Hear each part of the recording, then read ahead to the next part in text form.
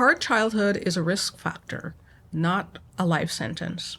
Whenever people hear that childhood adversity can affect health later in life, a very understandable fear shows up quickly. So, am I just doomed? No. That is not the conclusion. A hard childhood is a risk factor. It is not prophecy. It is not a personality verdict, and it is definitely not a life sentence. I'm Dr. Natalie Caldera. I'm a clinical psychologist, and I work with adults who often look very put together on the outside, but are privately dealing with anxiety, trauma responses, and a body alarm system that still acts like it is living by old rules. And this is one of the most important things I want people to understand. Your history matters, but your history is not the same thing as your destiny. What risk factor actually means? When we say childhood adversity increases risk, we're not saying, well, that explains everything and now you're stuck. What we're saying is something much more useful. We're saying, pay attention here, get curious here, offer support here. Do not wait until the person is falling apart to take the pattern seriously. That is very different. Repeated early adversity can leave a biological imprint through chronic activation of the stress response system. That can increase later vulnerability to problems like depression, substance use, heart disease, lung disease, and other health challenges.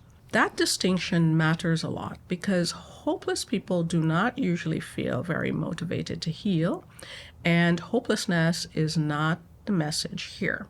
What this looks like in real life, a lot of adults hear this kind of research and think, great, so now I have proof that I'm permanently damaged. That is not what I want you to take from it. What I want you to take from it is this. If your body adapted early to stress, fear, unpredictability, or instability, then some of your current patterns may make a lot more sense than you realized. That may look like poor sleep, overworking, irritability, difficulty trusting people, needing everything under control before you can relax, feeling fine on paper while your body feels one inconvenience away from panic. Those patterns are not random. They may be adaptations, and adaptations can be updated. Not instantly, not with shame, not by yelling, I'm over it now, at yourself in a very determined tone, but yes, they can be updated. Why healing is possible. The reason healing is possible is built into the same logic. If the body was shaped by experience, then experience still matters. Support matters. Safe relationships matter. Therapy matter. Good sleep matters. Your environment matters. Learning new patterns matters. The body is not static. The survivor system can learn.